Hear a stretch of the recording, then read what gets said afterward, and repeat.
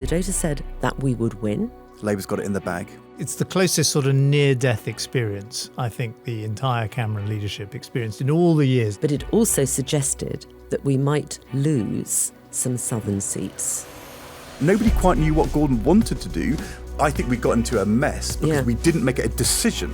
And do you know that announcement? It kind of cast a shadow over politics for the next 15 years. After you made the announcement, the same guy sent me a message saying, game on. Up until that point, I think the public had been very lukewarm about Cameron. British love an underdog. They were not seeking to detract from David Cameron's conference speech or... Oh, come on. I actually didn't think they were. Welcome to episode 2 of Inside the Room, the election that never happened. Yeah, we're taking you through those early, heady days of the Gordon Brown premiership in 2007. And we got some help from the big figures who were around at the time. Joining us in the studio is Deborah Mattinson. And later in the series, we've got Andrew Marr coming in. Welcome back, Deborah. Good to have you back with us again. Good to be here. Hope you're enjoying it. It's not too triggering, as Ed was saying in the previous... It is quite triggering. It is quite triggering. To be honest, if I cry... Oh my gosh, it's quite triggering. Well, I apologise for that, but it's good therapy. So we left the story, didn't we, with Gordon Brown's first 3 months in office having gone really well. He's dealt with all sorts of external events like terror attacks in London and Glasgow, foot and mouth, flooding. There was the run on Northern Rock, which was to herald the financial crisis the following year. But we are now in September 2007 and party conference season is just about to start. That is right. Labour goes into that conference the 28th of September, very strong in the polls, but growing speculation as to whether any Prime Minister new into the job with these poll ratings would call an early general election. And things were starting to run slightly out of control. Let's remind ourselves about what was going on. Welcome to Today at the Conference in Bournemouth, where election fever is back in the air. How are you? Now a party conference broadcast by the Labour Party. Conference, honoured and humbled by the trust that you've given me. I'm privileged to speak to you for the first time at our conference as Prime Minister and leader of this party. It's been a very successful 3 months. It's been a very successful conference, and I wondered if in the intimate atmosphere of the conference centre here you wanted to illuminate me on when you felt would be a good time for an election. Charming as you are, Mariella. I think the first person I would have to talk to is the Queen. I will stand up for our schools and hospitals. I will stand up for British values. I will stand up for a strong Britain, and I will always stand up for you. This was a campaign speech by a man who has yet to launch a campaign. He's under huge pressure to do so. By the end, I believed that he was going to have an election. I even wrote my election address. Fortunately, I didn't put a date on it. The first poll since his conference speech suggests Labour's lead has increased. They're on 41%, the Conservatives are put on 31% and the Lib Dems 17%. In Bournemouth, the tide of conference opinion turned decisively during the week towards an early election. Mr Brown, of course, kept his own counsel. We'll know more of the way his mind is working after he's spent the weekend thinking. That really reminds us of the intense speculation during that Labour conference. And the conference goes incredibly well, doesn't it, for Gordon Brown, that there is about to be a general election. But let's just rewind and ask you both where we picked up at the end of the last episode. Where is the sort of state of the conversations inside the inner circle around Gordon Brown, inside the room, about having an early general election before we get to the Labour conference? So I had the first conversations about an election in August. I was on holiday and I had calls with Spencer Livermore and with Douglas Alexander, and we were starting to sort of talk about why this might be a good idea. One thing that's worth saying is I had got some of the people in my team to do some analysis of looking at new prime ministers into the role, and particularly looking at transitional prime ministers, i.e. ones who'd come from, ones who hadn't won the job in an election. And it was really clear that 3 months in tended to be as good as it got with your poll ratings. That was as good as it got. And, we were flying high. It was going very well. in my view, it was the right strategic decision to go early. Why is Gordon not organising these conversations himself? I mean, I imagine he would want to be right at the centre of this discussion, right? I mean, Ed can answer that more than me, I think, because I was always, my role was slightly adjacent to the main team in that I was an external person, obviously working as an advisor, but I wasn't in the team. I think if you go back to July, when Gordon becomes Prime Minister, there's always an expectation that he'll want to have an early election, that he's not going to want to go through to 2010. But I think in all of our minds, an early election was probably the spring of 2008. He would have been Prime Minister for close to a year. You'd have the chance to kind of set out your stall, establish direction, establish that change in style, that as a person who'd been the Chancellor for 10 years, if you wanted to be different, there to be change, you needed time to establish that sense of different direction. So it's still an early election. It's a 3-year parliament, not a 4 or 5 year parliament. Yeah. But nobody, I think, was thinking we were going to go and have what you might call a snap election. But as Deborah says, things are so much stronger in the polling. I get summoned down to Chequers for what we thought was a conversation about Gordon's conference speech in September. Ed Miliband was there. Spencer was certainly there. Bob was there. I don't know if Deborah was there. I wasn't there. You weren't there. And we think we're going to discuss the speech. And then Spencer and Bob say, look, we think there's a really strong case for having an early general election, an early election which you call in your conference speech in 2 weeks' time. And that was the first I'd heard of that idea. But it felt like it was the first that Gordon had heard about that idea. Now, that may not have been the case. You know, Gordon may have had those conversations before. But he was... So who would he be having them with if not you? I mean... So, well, it might have been he'd had a conversation with Spencer or Bob. But Gordon was quite grumpy. Or Douglas. Gordon was quite grumpy. He said, well, I mean, really? He said, well, look, if we were having an election September, October, we shouldn't have gone on holiday. We were all thinking, well, hang on a second, Gordon, I'm not sure you actually went on holiday anyway because you cancelled your holiday. But, you know, if we want an early election, why, you know, we should be working all the way through. We should have a plan. Are we ready? You know, all those things. He was frustrated and annoyed about the idea. And we all sort of said, Ed Miliband and I were both very cautious. We said, well, you know, I'm not sure we're ready. I didn't really think Gordon had established his direction yet for the reasons we said about all those events. But a decision was not made to go for an election and to call it in his conference speech. There was quite a lot of scepticism about that. But there certainly wasn't a decision that was off the table. Gordon allowed it essentially to hang in the air as a possibility. I think as you got closer to the conference and that next week, it became clear that he wasn't going to announce it in his conference speech. By the way, because it caused loads of complications in terms of the use of the government machinery. He hadn't even been out to Iraq at that point.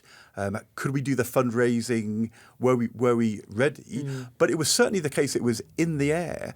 So by the time we got to the Saturday, I think I saw Gordon as part of this. You know, there was a group gathered on the Saturday before going down to Labour Party conference for on the Sunday. It could have been the Friday afternoon before we travelled down to Bournemouth. And Douglas had done an interview with The Guardian. Douglas, the general election coordinator, and we get told the Guardian splash is going to be Labour on a general election footing. And it was like, well, so that is kind of surprising. I'm not saying that it was necessarily kind of not the mood, but it certainly wasn't. I think what was going on here is a classic piece of politics. If you allow speculation to take off, it becomes so big that everything you do and everything you say becomes seen through that prism. And by the time we got to that weekend, it was like the biggest issue was, were we calling an election? Were we ready? I don't know that Douglas went out to do that interview to say we're on a footing, but all you have to do is say one thing, and it's sort of then, and that was the headline. So I felt even at that point we were a little bit out of control. But it should have been killed off, and it wasn't. Well, unless we were going to go for it, and you wanted to go for it. I would have gone for it. Spencer wanted to go for it. Bob wanted to go for it. Nobody quite knew what Gordon wanted to do. I was quite sceptical because I'm thinking, are we ready? But, you know, everybody else is sort of allowing this thing. I think we got into a mess because we didn't make it a decision. Yeah. But isn't it, first of all, it's a classic it's such a power of a prime minister to decide when the election is. It's arguably almost has got the biggest power that a prime minister has in our system. And, I can see why he doesn't want to end the speculation. Or he doesn't want to come out and say we're not having an election. It was also destabilising you, wasn't it? Well, we'll come on to... Well, it did quite the opposite, actually. If that was the plan, it absolutely did the opposite. Well, this is... Okay, people thought it was destabilising. No, but that was a mistake. Well, what it did was pull them together. We'll come on to the Tory conference, but if William Hague was here, he would say, because he was saying to us, he's going to cancel the conferences. He's going to have the general election. Or, even worse, he's going to do exactly what the conversation in Chequers was about. He's going to call the election in his conference speech. Because why would you give the Tories their conference? Exactly. Why would you give them the chance? That would have been the thing to do. If you're being ruthless and you're going for it, you absolutely I think you couldn't cancel our conference. And you would have a few hours of people saying, that's a bit unfair on the Tories, but hey, it's quite amusing, isn't it? They've been squashed. But let me give you an insight into what was really going on. So I am doing... That's the whole point. That's why we're doing this podcast. I am on the Sunday scheduled to do The World this weekend. Yeah. All agreed. I'm the Children's Schools and Families Minister, but I'm doing the Sunday lunchtime interview. And I get asked this question, and I say it's really important that we show the country how we've got an agenda for change. And that is something we're going to be setting out in the coming weeks and months, the Brown agenda. And that got interpreted. It wasn't actually really deliberate. Look, I think I was trying to dampen the idea that we were about to call an election immediately. So I say the coming weeks and months. That then gets reported out of that interview by all the political journalists there as pours cold water on early election. And then the instruction went out within the Gordon Brown team to say that is not what he was saying. He's not putting off an election. He's not saying, don't overinterpret this. Gordon on the MAR programme this morning and Ed Balls at lunchtime may sound as though they were distancing themselves from an early election, but that isn't the case, and you shouldn't report it that way. So Number 10 were they were actively keeping alive the speculation because either they thought we should do it or they thought that the speculation was helping us. But hold on, the British media are doing their job, aren't they? Because there is active speculation. Sure. They're really inside the room, in Gordon Brown's head and amongst his key advisors. Yeah. There is a difference of opinion about whether to call the general election. Which Gordon is not resolving. So you can't say in politics, the media speculation is outrageous, we've got to do it. I'm not saying that. No, but... I thought I was actually saying something quite sensible, and I then got corrected by Number 10, who said, when he said coming weeks and months, don't read that as a signal that we're putting off the election. That's not what's going on. And I came out of that thinking, so do they want this election? Are we about to call it? I genuinely did not know. Honestly, did Gordon know going into his conference speech when he was calling the election? I don't think. Who would Gordon speak? Would he speak to Sarah? I mean, who's his kind of closest confidant at this point? Sarah Brown. Who, if it's not you, Ed, it's not you, Deborah, with the numbers. I can't believe Douglas Alexander, Ed Miliband, or Spencer Livermore are any closer to him than you are. I think you would always have been his closest political. Gordon's view at the time was, I'm not sure we're ready. I mean, he was not shutting it down, but he was not seeking to open it up. The readiness wasn't the problem, though, was it? In the end, I mean, ready means. Was it the Monday night where we had that meeting? Stan Greenberg came in and presented because we'd commissioned a lot of polling. Another American political consultant. So, and Gordon is saying to Deborah, what do the polls say? Would we win? What would the numbers be? Yes. And what did the polls say at that moment? So what the polls said at that moment before the Tory conference, was it Monday evening, that meeting? I think it was Monday evening in Gordon's room in the Grand Hotel. Yeah, and there were a great, a team of us. One of his sons came in and brought him some ice cream. He was very grumpy, and we presented this data. What the data showed. Grumpy about the ice cream or grumpy about the fact he was... The ice cream cheered him up a little bit, actually. He was grumpy about the data. He was grumpy about the data because what the data said, by the way, the data said that we would win. Yeah. It's pretty clear on that. But it also suggested that we might lose some southern seats.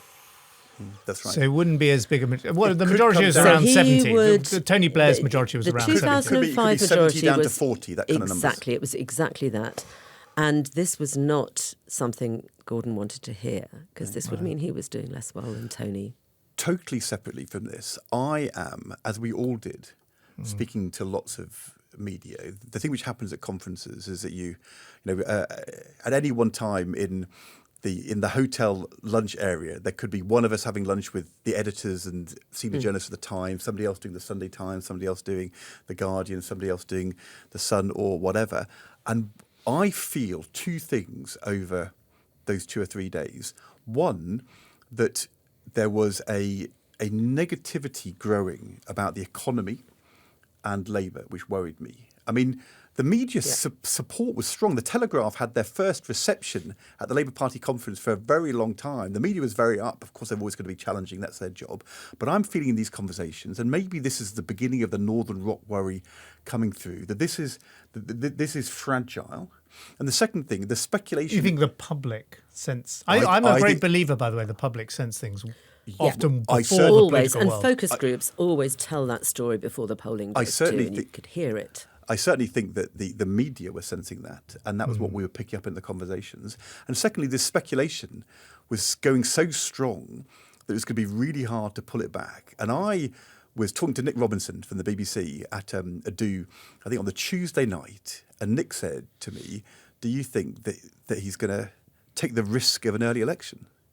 And I said to Nick privately, about midnight, I said, well, look, in the end, you know, it may be more risky now not to call the election in terms of, you know, I feel the that's reaction to adding that. to the speculation, personally. If I was the BBC's political editor, I would take that as a pretty clear signal. No, hang on, George. But I have said that to him in a private conversation, which is absolutely not for reporting. No question about that. I then go on the Today programme on the Wednesday morning, which is the day of my speech, the day after Gordon's speech. Sarah Montague says to me, will he risk an early election?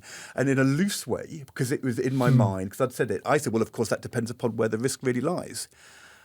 And I said that. And actually, that was me too honestly revealing that I felt as though, compared to Saturday, Sunday, by the time we got to Wednesday, I was thinking to myself, I don't know how we now back out of this speculation without it looking like Gordon Brown is pulling away from it. And frankly, given the media mood, maybe while we're still 10 points ahead of the opinion polls and the papers are still coming to our conference and we're all getting on quite well, maybe now's the time to do it. So I have to say, I shifted.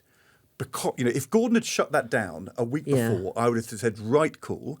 Because he didn't. By the time we got to the Wednesday, I'm thinking he's going to have to go for this. And when Deborah says, look, the majority would be 60 to 40, I think, well, look, you know, that's a working majority, which would get us through another full term. Frankly, you know, is it going to get better than this? Well, and that was the $64,000 question to which we now know the answer. But framing it as a risk rather than an opportunity is also a risk in its own, you know, I mean, it didn't have to be framed like that, did it? Look, I shouldn't have said that. Yeah. But that was how I was thinking, which is when you say, are you going to risk an early election? I'm thinking actually now, not to go feels now pretty risky. Because then there was suddenly this moment where we'd been on the front foot, which was what the whole thing had started about. That was Way back why in we were July. having the conversations back in July, and then the conversations in August, which may or may not have involved Gordon, I don't know. We're still in a double-figure opinion poll. Surely we're still on the front foot. And yet it felt like we were... And there's an opportunity, and then on the back suddenly it becomes a risk, and we're on the back foot. That's right. Anyway, And that was even before your conference. So there's one group of people who are not enjoying all of this, and that is myself, David Cameron, and our team. And we are in the opposition block in Parliament during this week. This is the Labour Conference week in the Norman Shaw buildings, in the David Cameron's office, my office, which was adjacent, and we had a shared office which our teams were in. And we were spending the Wednesday, Thursday, Friday preparing for our own conference, but of course thinking, my God, we might be having to have a general election. And we had just commissioned the first thing you commission as a general election starts, the daily tracker. This is when you're commissioning an opinion poll every single day, which you would always have in a general election. And we'd press the button on the daily tracker. So we were now thinking, my God, here comes the general election, which we are definitely not prepared for, and not in anything like the polling position we thought we were going to be in just a few months earlier. So it's the end of the Labour Party conference. You are doing this polling. People leave the Labour Party conference with Nick Robinson essentially announcing Labour's gearing up for an election, the leaflets are being sorted, the organisations being put in place, the people are being hired. At the end of that conference, the BBC is certainly reporting Labour is moving onto an election footing, and the Tories about to set off to travel to Blackpool with a Conservative Party conference where it looks like externally they're quite a long way behind in the polls, on the defensive. I mean, more than that, is the Cameron leadership secure? Quite a lot of journalists thinking, well, if there's an early election, David Cameron does badly, we can have another leadership election, which actually Tories always quite enjoy. Should we remind ourselves of those events? So I can tell you today that the next Conservative government will raise the inheritance tax threshold to £1 million. That transformed the entire internal discussion. It transformed the polling numbers. Of course you get a bit nervous before big speeches, big occasions. Flunk it and you could be finished, we both know that. Well, I like to see it as a great opportunity. Ladies and gentlemen, David Cameron. Does he look like a Prime Minister to you? You may have to decide a month from now, and he knows it. 2 years ago, I stood on this stage and I gave a speech, a short speech, about why I wanted to lead our party. Today, I want to make a speech about why I want to lead our country. I'm afraid it's going to be a bit longer, and I haven't got an auto cue, and I haven't got a script. I've just got a few notes, so it might be a bit messy, but it will be me. No one was in any doubt that Gordon Brown came to Iraq to announce a drawdown of our troops. And that by the end of the year, indeed by Christmas, 1,000 of our troops can be brought back to the United Kingdom. Not a bad soundbite when in Britain there's an election in the air and the Conservative conference is getting all the headlines. Last week, Gordon Brown gave very little time to the armed forces or Iraq in his conference speech. Today, he wanted to get a photo taken out there, making a great announcement. Just over a week ago, one poll gave Labour an 11-point lead over the Conservatives. A day after David Cameron's speech, the gap had narrowed sharply, and one organisation had the main parties level pegging. So, Mr. Brown, what's it going to be? Why don't you go ahead and call that election? So I remember receiving a message from a very senior lobby journalist that first weekend of Tory party conference, and who said that these guys are screwed. The atmosphere here is funereal. Honestly, Labour's got it in the bag. And a few hours later, after the, I think the briefing of your speech, did you pre-brief it? I didn't pre-brief the inheritance tax number. Then it must have been after you made the announcement. The same guy sent me a message saying, game on. And, as an example of how that moment on inheritance tax shifted you from being on the back foot onto the front foot, it was quite striking. So I think you have to start with the Friday before the Tory conference, when we had almost a total catastrophe.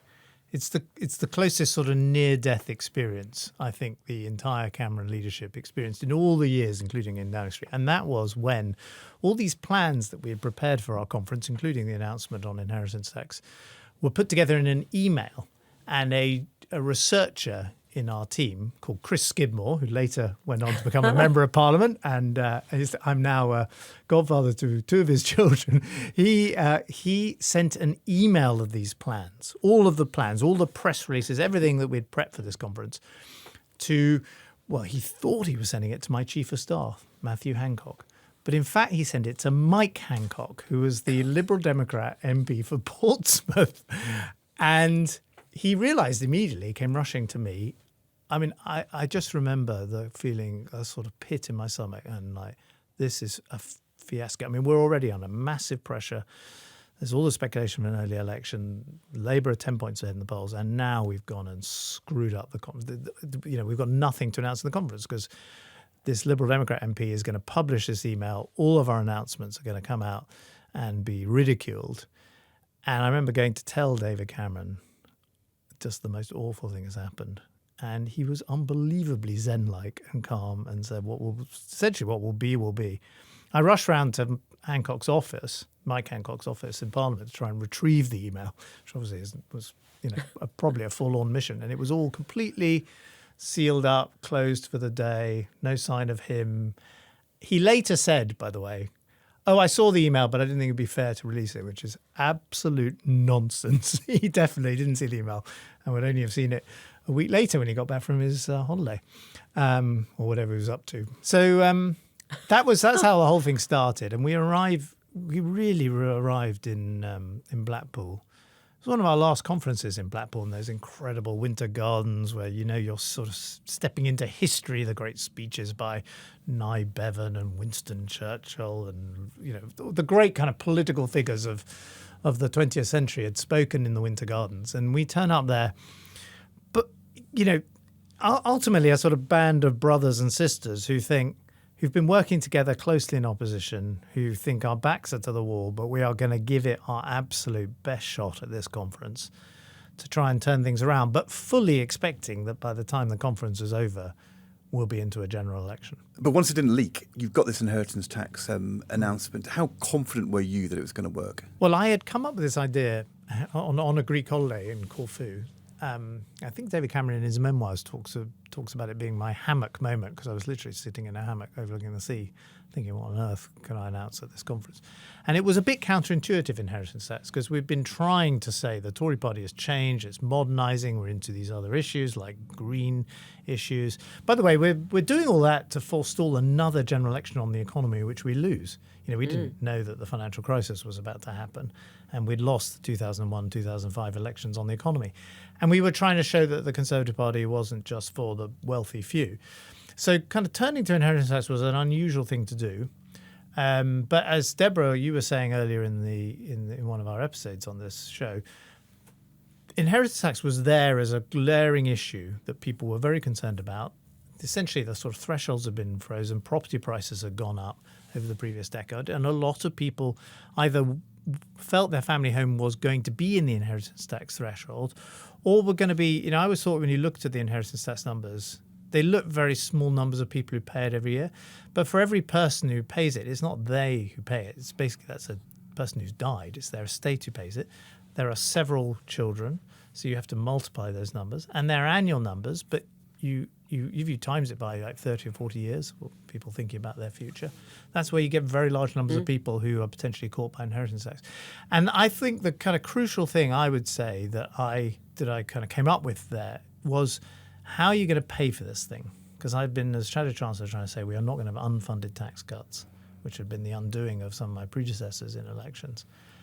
And I had come up with this group of people who no one had talked about to this point in British politics, now very familiar group in conversations, non-doms. Ah, yes. Non-doms are people who didn't pay any tax on their foreign earnings in Britain. And I said, why don't we take these non-doms, and they're going to pay a charge, £25,000 a year, and I'm going to use that to lift the inheritance tax threshold to £1 million, which would mean only millionaires pay inheritance tax, was our catchphrase. And I told David Cameron, I came back from the Greek holiday, I said, what about this?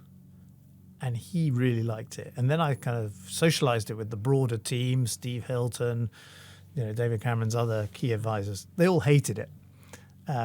Michael Gove. Why did they hate it? Well, Michael Gove was a key friend and a colleague at the time. He also thought it was totally a counter to the kind of modernising message. And it's not that they just thought it didn't fit with what we were trying to say about the modernising Tory party. But Cameron was clear. He said, we should definitely, and I think he always had an instinct, which is why I think he was, successful in becoming Prime Minister. He had an instinct for kind of where Middle England was. And it was the same instinct you had, Deborah, by the sound of it, about the last Brown budget. So that was it. But I have to say, when I made the announcement on the Monday, it's probably the highlight of my entire political career, that moment. When I announced it, there was just an unbelievable roar from this crowd, from the Tory faithful, that if you watch the video of it, I'm sort of physically taken aback. And I have to say, that's exactly what Michael Gove and Steve Hilton were worried about, well, because that was not what they were looking for. Well, obviously your lot are going to like it, but the really important thing is that those voters loved it. It's why, in my view, Labour should have done it at that previous budget. You must have been kicking yourself when you heard this. Oh, I mean, so by then, we are doing focus groups every night. We've So got you're on polling the war footing every too. night. And it's desperate, but I don't need to be at the focus group to know what people are going to say. I know what they're going to say because they told me back in March. I know how popular this was. But Deborah, explain, I think, because I've often tried to explain this to sort of Labourish friends, why, and indeed to sort of modernising Tories at the time, why did inheritance tax have such a kind of hold on people's imagination? Because it seems even today, I think you'd be hard pressed to get Labour MPs thinking inheritance tax is a priority for the government. Yeah, it is so important to people because it feels fundamentally unfair. And what a lot of people say is, I've already paid taxes on all of this, and now I'm being asked to pay it again. Or my children are being you're asked a to pay Labour it peer. again. Loads of Labour politicians say it's fundamentally unfair that people inherit money from their parents and they get a kind of big head start in life over other people and they haven't done anything to deserve it. But most people, the kind of people that we're talking about, people are expecting to be able to pass on a very modest property to their children. It's something that will give their children a kind of a lift up. They feel they've worked hard. They're proud of what they've done. It just had an incredible importance, and it stood out to people in a way that something like a penny off income tax wouldn't. And do you know that announcement? I mean, it's odd talking about it because it was my own announcement, but it kind of cast a shadow over politics for the next 15 years. People kept saying to me when I was Chancellor, I did 8 budgets, we need something like your inheritance tax announcement, And I remember every time, everyone was in sort of political trouble, it was like, where's your big... where's the big... It's a big symbol, basically. And the policy cut through. Yeah. And did it cut through because of the speculation about the election, suddenly the public are switching on? I think it would have cut through anyway because this mattered to people so much. And it was... If you forget making an announcement, if you said in focus groups, what is unfair about the way that government works, the way that you're taxed, the way that you're, they would pick it out spontaneously. But surely as a an pollster example. would also say the public don't really pay attention to politics on a day-to-day basis. They're not going to notice an announcement by a shadow chancellor. they in a did. speech. Let's just inject a bit of realism into this conversation. George brilliantly, politically announces this. He doesn't actually ever enact it. The Tories move on to a commitment to abolish inheritance tax, which they then don't do in either 2010 or even in 2015 when you've got a We never said we were going to abolish it. In 2015, today you can today as a result of my last budget, when we had a majority Conservative government right at the end of my chancellorship, you can today pass £1 million if it includes a family home. But almost all of the work on that was actually done by Alistair Darling in the pre-budget report after your announcement. That's true. Back in 2007, this is a kind of classic example of sometimes where the budget process gets you into trouble. It wasn't that we didn't want in principle to do something in the 2007 budget, but we were really worried about all the difficult cases. What happens if you have somebody who lost their loved one at the time because of Iraq? It was a war widow whose partner has lost their life in Iraq. And if we were looking at the time for this idea that you could transfer allowances, if somebody had lost their life, they wouldn't be able to transfer their allowance. And how could we deal with that? Well, you'd have to make it retrospective.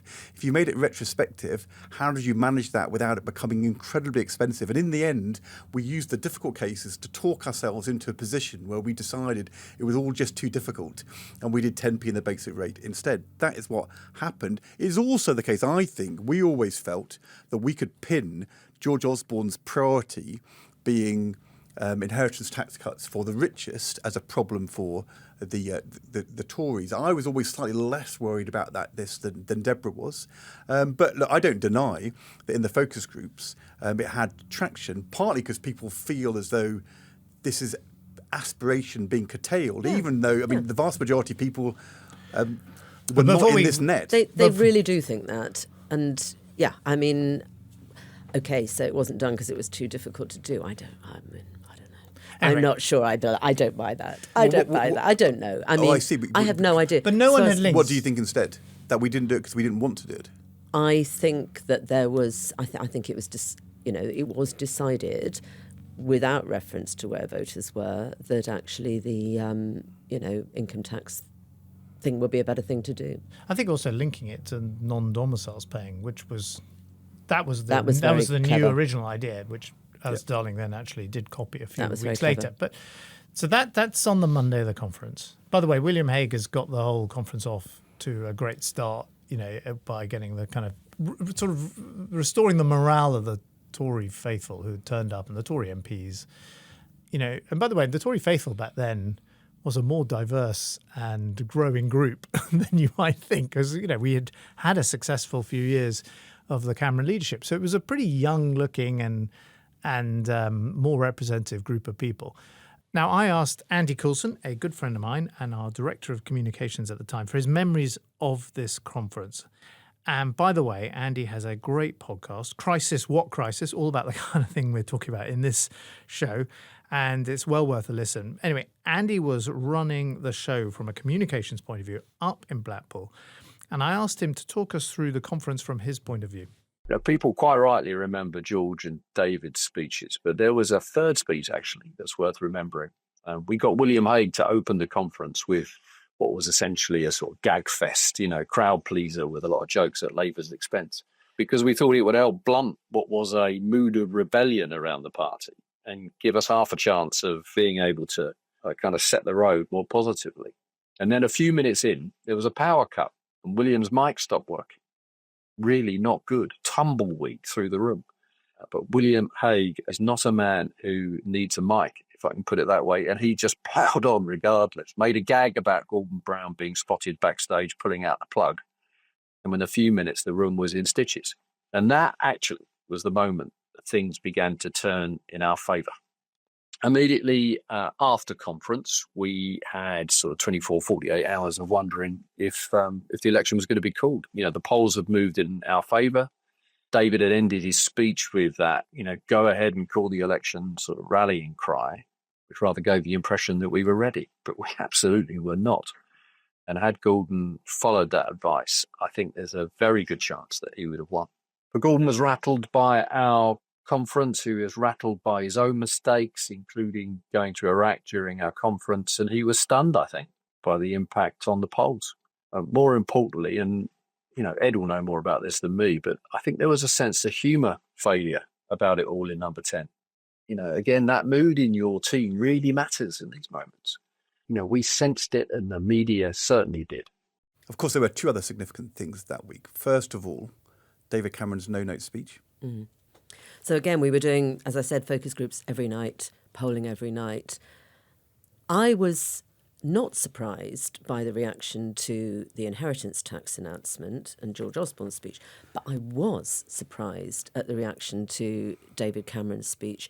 Up until that point, I think the public had been very lukewarm about Cameron, if I'm absolutely honest. Almost slightly sneering about him. He seemed very kind of typical Tory, just not very interesting. That speech was transformational for him.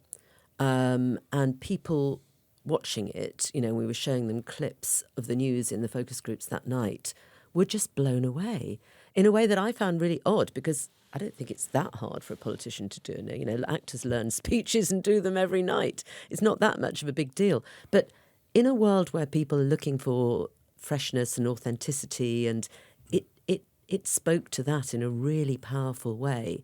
And I think people looked at him again in a different way. I mean, it may herald actually the age of, Boris Johnson, Donald Trump, the unscripted politician, no sound bites, whatever, that's to come a decade later. Yeah. But isn't there also a kind of sense of the underdog? Because Cameron, he had been burdened, if that's the right word, by privilege. Here's this young guy, been to Eton, he'd walked into the Tory leadership. Yes, he's modernising things and, people can sense a change, and he's obviously, an attractive performer. He's charismatic.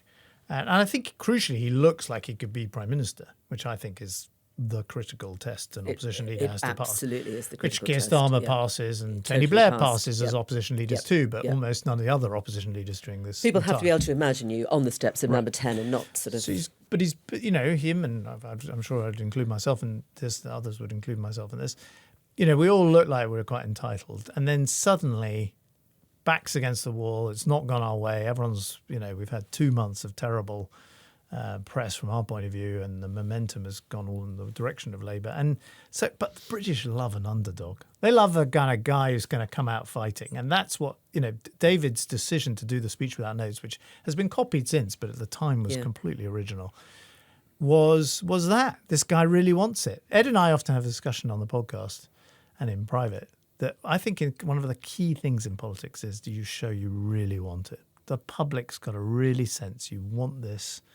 You're not, you've got to ooze, I will do whatever, hunger for this. Yeah. And that speech, which, by the way, if you read his memoirs, and I can confirm, he didn't tell anyone he was going to do it without notes till the morning of the speech. And he decides on a walk with Sam Cameron. They'd written a speech. Amit Gill, who was a speechwriter, had written it. Steve Hilton had helped.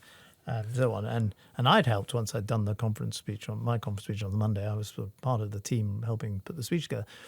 But he then goes off for this walk, literally on the morning of the conference speech, and says to Sam, "I think I'm going to do this without notes." I mean, he'd been thinking he was going to do it, so he'd been learning it, but he had not even dared tell his team, because I'm sure the team would have said, "You're absolutely crazy." Why did he decide to do that? Because I think first of all, he'd had a successful. When I say it was unprecedented, he had actually done it without notes when he was auditioning for the Tory leadership. 2005. But that was a much shorter speech.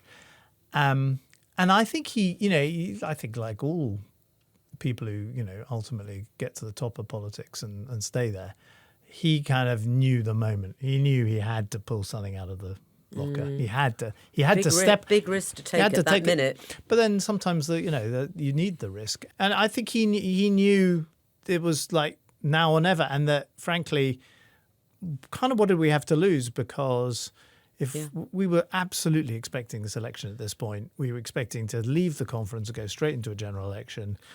And why not, as he ends it with that, go on, call the election, so that it no longer looked like we didn't want the election. We had to turn it into, we want this election. Yeah, bring it on. Yeah. Because otherwise we're looking, weak and put upon and in a defensive crouch. And that was the whole purpose of the speech. The British public like an underdog. They also like people to play by the rules. And there was also a problem that it looked like Gordon Brown was breaking the rules. His trip to Iraq during the Tory party conference. I think actually what was going on was, if there was going to be an early election, very hard to do that if the Prime Minister hadn't been out to Iraq. So the decision was made to take a small number of journalists, go and do an Iraq visit, do it in a very low-key way. So that was only planned because there might now be a general election. There might be an election. So he wouldn't have done it if there was no election. I think that they were definitely thinking to themselves, if we're going to have an early election, he needs to have been to Iraq. Yeah. And how do you get this done? Do it in a low-key way now, which nobody will notice, and the media can all happen after he gets back, after the Tory party's conference is done. And what happens is the Tories get wind of this and choose to blow it up brilliantly. Gordon Brown breaking the rules. John Major was wheeled out to say this was not something a Prime Minister should ever do. It completely backfired on Downing Street. They were not seeking to detract from David Cameron's conference speech or come on. I actually don't think they were. Really? Honestly, I don't think they were. They were. It was a preemptive move to try and get this done in order that you can keep the election option open. Do you think that's wrong? Well, I don't know, but I mean, it would be, if it wasn't intended to derail the Cameron speech, then why do it on that day? And obviously, it would look like that as the optics. Can't you both be true? You can both be giving an accurate account of events. So Eddie, it's right. I can completely see why he's thinking, I've got to get in a visit to Iraq before the general election. I've got these blank days. I'm going to, I can't do anything while the Tory conference is on domestically.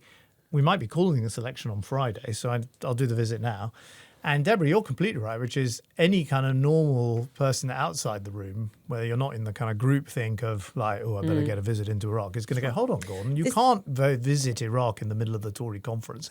It's going to be, looks like you're playing politics with British soldiers who are, it's a disaster. And I think both things are true. It was brilliantly flammed up by you guys. I mean, the Tories flammed it up so much that it became Gordon Brown's very effective offensive move. This is not quite on the scale of Rishi Sunak and D-Day, but it's the same sort of thing. It's a misreading of the way the public are going to see something that looks cynical, whether it was or And wasn't. you've got to be so careful around soldiers fighting abroad. No, Liam Fox was the architect. He actually spotted, he was the Shadow Defence Secretary, and he spotted, I think, more than I did, the opportunity to really pile in on Gordon. Anyway, so we've come to the end of the Tory conference. We're all expecting a general election to be called in the next few days, but let's leave the story there for now, on the cliff edge.